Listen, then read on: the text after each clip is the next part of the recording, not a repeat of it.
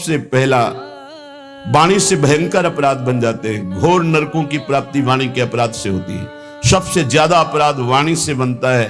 साधक को वाणी पर बहुत संयम रखना चाहिए। पहला साधन बताया अहित। अगर वाणी से ऐसा बोला कि किसी का अहित अमंगल हो, नहीं, असत्य झूठ नहीं बोलना। पाया है, जब नहीं पाया है तो स्पष्ट बोल दो, नहीं, पाने की इच्छा नहीं, अभी नहीं पाया। पाया है क्यों झूठ बोले?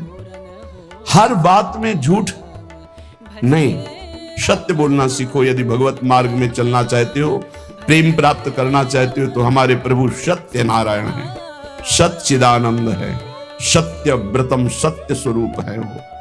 इसलिए वाणी से हमारी प्रार्थना है हर साधक से, झूठ बोलने का अभ्यास छोड़िए। जो भी होना होगा, हमसे गलती हुई, हमको दंड दे दो। कितना दंड दोगे? मृत्यु से बढ़कर कोई दंड नहीं। हम मृत्यु को स्वीकार किए हुए भगवत मार्ग के पथिक है। हम झूठ क्यों बोले? झूठ नहीं बोलना, कपट भरे वचन नहीं बोलना, अहित, कटु, कड़ुए शब्द, परुख वचन, निंदायुक्त, किसी की निंदा नहीं, उद्वेग बोला सामने वाले निर्मल होने लगता है। सच्ची मानिए, भगवत चर्चा करते करते भगवान की झांकी आने लगती है। आप एकांत में कभी श्रीमद् भागवत पढ़िए, मनन कीजिए, रोना आ जाएगा। एकांत में चतुरासी जी को बार बार गाइए, झांकी आने लगेगी। जो पदों में लीला छुपी है वो प्रकाशित होने लगेगी। श्याम श्यामा प्रगट, प्रगट अक्षर निकट, प्रगट रस स्रवत अति मधुर बानी। सत्य बोलो, हितकर बोलो, दूसरों को सुख पहुंचाने वाली बात बोलो, भगवान नाम जप करो, भगवान नाम कीर्तन करो, भगवत लीला गुणगान करो। ये वाणी की तपस्या हो गई, ये वाणी की पावनता हो गई। और जो अपावन बात कही गई वो वाणी की त्याग दो। ग्राम्य कथा, लोक कथा, राजनीति की कथा, भोग कथा, ये सब छोड़ दे। किसी से किसी भी तरह का राग द्वेषात्मक वार्ता ना हो। मन से काम क्रोध लोभ के वेगों का करके परिहार। वाणी पहला। अब ही प्रधान वो वृत्ति है जो हमें संसार में फंसाती है। कामना की पूर्ति में लोभ होता है और भोगे, और कामना की अपूर्ति से बाधा पड़ने पर क्रोध होता है। बड़े बड़े चाहे कोई भी हो, क्रोध आते ही मूढ़ता छा जाती है। मूढ़ता छाते ही स्मृति नष्ट हो जाती है। स्मृति नष्ट होते ही बुद्धि भ्रष्ट हो जाती है। बुद्धि भ्रष्ट होना ही सर्वनाश कहा गया है। ध्यायतो विषयान पुंसा संगास्तेषु उपजायते, संगात संजायते कामा, कामात् क्रोधो भिजायते, क्रोधात् भवति सम्मोहा, सम्मोहा स्मृति विभ्रमा, स्मृति भ्रंशात्। वाचिक नाम जप करते हैं या उपांश नाम जप करते हैं तो ये वाणी की पवित्रता हुई, मंगल है। पर हृदय रूपी गुफा में जो काम क्रोध चोर छुपे हुए हैं, इनको हटाने की अभी सामर्थ्य नहीं। इनको हटाने के लिए उतरना पड़ेगा गुफा में, नाम को उतारना पड़ेगा हृदय रूपी गुफा में। या तो ध्यान चल रहा है और या तो नाम ध्यान सहित चल रहा है। ध्यान सहित नाम जब एक एक अक्षर मात्रा का ध्यान करते हुए, तो वही रूप प्रकाशित हो जाएगा। लीला गायन करे तो हमें 5 अध्याय करने हैं भागवत के, ऐसा नियम न ले।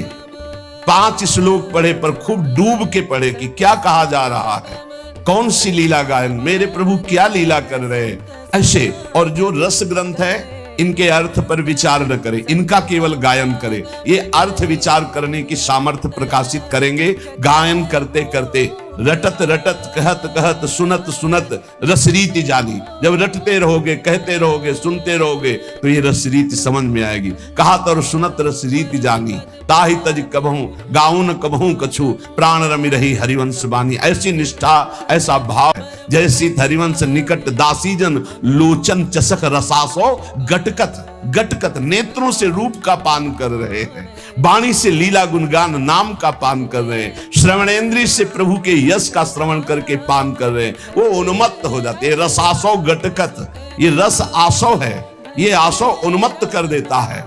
तो मन निष्काम हो गया। नाम और ध्यान ये पद्धति है। देखो, छाणिदय माननी मान मन धरिबो वाले पद में आओ तो देखो कैसे प्रभु पद्धति बता रहे। जपत हरि विवश तब नाम प्रतिपद विमल, और मनसि तब ध्यान ते निमिष नहीं टरिबो। एक साथ दोनों बात। जप हो रहा है वाणी से तो मन से एक निमिष के लिए भी ध्यान में नहीं छूट रहा, ध्यान नहीं छूट रहा। हित सजनी जो कह रहे हैं प्यारी जो से, पहली बात तो प्रणत हैं आपके लाडली जो, आपको मान धारण नहीं करना। प्रणत दिन पहरा दे रहा है, नहीं तो कब प्राण निकल गए होते। और आपका ध्यान कपाट की तरह दरवाजा बंद किए हुए, हृदय में राम रूप का ध्यान है, जिभ्या पे नाम आठों पहर चल रहा है, इसीलिए जानकी जी के प्राण नहीं गए, नहीं तो कब छूट गए होते। नाम पहारू दिवस निज ध्यान तुम्हार कपाट, लोचन निज पद जंतित जाहि प्राण के बाद। और यहाँ सजनी जो लालजू के लिए करे, जपत हरि विवस तव नाम प्रतिपद विमल, मनस तव ध्यान ते निमिष नहीं डरिबो। प्यारी जो वचन आधीन सो हितो कत करिबो, जो आपकी केवल आज्ञा हो उसका पालन करने पे तत्पर है, उनके साथ आपको मान उचित नहीं। जब तक नाम हृदय में ध्यान नहीं किया जाता, रूप का ध्यान नहीं होता, तो बाहरी नाम जपते हुए भी हृदय में विकार आते रहते हैं, विकारों का खेल होता रहता है, इसीलिए प्रेम का प्रकाश नहीं होता। तो प्रेम प्रकाशित करने के लिए वाणी पावन और मन पावन।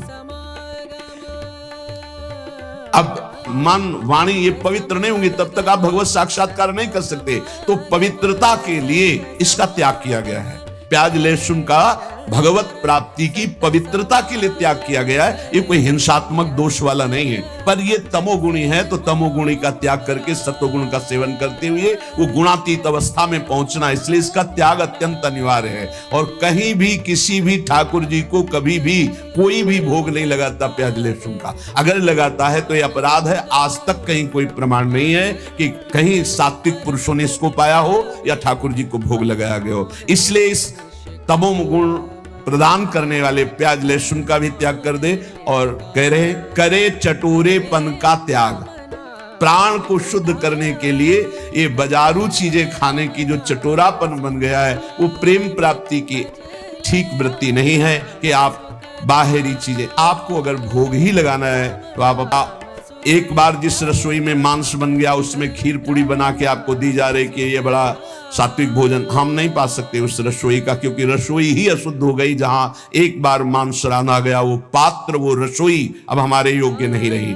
अशुद्ध भोजन का और करे चटोरेपन का त्याग। ये देखो शीशा के अंदर सामग्री बहुत अच्छी सुंदर दिखाई दे रही, लेकिन जब बनाई गई है, बनाने की प्रक्रिया और बनाने वाले का भाव, बनाने वाले की शुद्धता, कहीं कोई शुद्धता नहीं, जानवरपन स्वभाव में बैठा हुआ है। कोई बिरला है कि थोड़ा सात्विक भाव, नहीं तो अशुद्धता ही अशुद्धता है। आप देख लो तो आप खाओगे नहीं।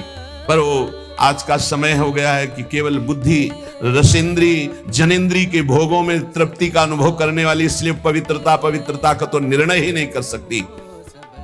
सादा शुद्ध सुभोजन सात्विक है। शौचाचार का ज्ञान जिनको नहीं है उनकी भजन वृत्ति नहीं चलेगी। आप देख लीजिए, लघुशंका जाइए, बहुत सावधानी से लघुशंका होकर जलेंद्री का प्रक्षालन करके हाथ को एक दो बार तो रज जरूर लगाओ। भले तुम आप साबुन आदि लगाते हो तो रज जरूर, रज के बिना पवित्रता नहीं मानी जाती। और फिर आचमन करें, 3 बार आचमन करे, फिर मंत्र जपना शुरू करे, कभी खाली ना रहे। तो जब लघुशंका जाए तब जल का प्रयोग जरूर करे। शौच जाए तो उतने ही वस्त्र पहनकर जाए जितने प्रक्षालन धो सको, और पवित्र वस्त्र धारण करो। सादे वस्त्र आचरण सीधे, जीवन आडंबर से ही, आवश्यकता अभाव विरहित, सदा दीन सेवा में लीन। सादे वस्त्र, शौचाचार का पूर्ण ज्ञान, आचरण बहुत पवित्र आचरण, सरल सीधा स्वभाव, पवित्र आचरण, आडंबर से ही, बाहरी आडंबर नहीं होना चाहिए। मना किया है ऊपर। ये जीव अपने वास्तविक लक्ष्य से भ्रष्ट हो जाता है जब बाहरी आडंबर करके दूसरों को रिझाने की चेष्टा करने लगता है। इष्ट को रिझाने के लिए देह भाव विस्मृत होना है, देह को सजाना नहीं है। सादा शुद्ध सुभोजन सात्विक, करे स्वाद का तजकर राग। बहुत सात्विक भोजन, वैसे ही सात्विक वस्त्र, आडंबर से हीन, चरित्रवान उपासक, आवश्यकता अभाव विरहित। जैसे मुझे प्रभु रख रहे, मैं राजी हूं, मुझे कोई आवश्यकता नहीं, न परिस्थिति बदलने की, न स्थिति बदलने की। जैसे मुझे प्रभु रख रहे हैं, जोई जोई प्यारो करे सोई मुई भाव। मुझे संतोष है जैसे रख रहे हैं, आवश्यकता नहीं, जैसे प्रभु रख रहे हैं उसी में राजी और दीन भाव से सेवा। विषयी संसारी लोगों का संग छोड़ सेवे सत्संग। जिनके साथ बैठने से, जिनके व्यवहार से हमारे अंदर निष्कामता आवे, नहीं चाहिए मुझे भोग, नहीं चाहिए मुझे संसार का सुख। परिणाम देखा जाता है, परिणाम। भगवत प्रेमी महात्माओं का संग का परिणाम क्या होता है? खाओ पियो हंसो खेलो बैठो, और उसका परिणाम होगा कि आपके हृदय में आने लगेगा मुझे नहीं चाहिए भोग, मुझे नहीं चाहिए संसार का सुख, मुझे प्रभु चाहिए। मैं सत्य से चलना चाहता हूं, मैं धर्म से चलना चाहता हूं, मैं जितेंद्रियता से चलना, ये आने लगेगा। ये संग का प्रभाव। और बहुत मीठी मीठी बनावटी बातें, बाहर दिखावा, व्यर्थ कार्य नहीं होने चाहिए। और अनर्थ, ये जितने पापाचरण है ये सब अनर्थ तुम्हारा नाश कर देंगे, तुम्हारी शांति का, तुम्हारे सुख का, तुम्हारे शरीर का, तुम्हारे विचारों का नाश कर देंगे। अनर्थकारी चेष्टाएं कभी ना करें। ये इंद्रियां शब्द स्पर्श रूप रस गंध के लिए भागती रहती, इनको रोको। इनको नाम बल से रोका जा सकता है। कल जैसे चर्चा कर रहे थे, ज्ञान सबको है लेकिन अपने ज्ञान का प्रयोग करने की सामर्थ्य नहीं है। सामर्थ्य आती है नाम जप से। जितना नाम जप करोगे उतना ही सामर्थ्य आपके अंदर आएगी, जो चाहोगे प्राप्त हो जाएगा। हमारे हर प्रश्न का उत्तर नाम जप है। कुछ लोग कहते भी हैं कि इनको तो हर प्रश्न का जब उत्तर देंगे कहेंगे नाम जप करो। इसलिए कहते हैं कि चाहे जितनी बढ़िया बाजार हो, घूमे आओ पूरी बाजार में, अगर कोई चीज लेनी है तो आपके पास रुपया चाहिए। रुपया, बाजार में घूम आओ, रुपया चाहिए। रुपया है तो उसके अनुसार सामान ले लोगे। ऐसे ही ये साफ शास्त्र हैं, सिद्धियां, ये वो जो चाहिए। अब जब चाहिए तो तुम्हारे पास धन होना चाहिए। वहां ये रुपया धन काम नहीं करता, वहां नाम धन काम करता। कबीरा सब जग निर्धना, धनवंता नहीं कोई, धनवंता सोई जानिए, जाके राम नाम धन होए। राधा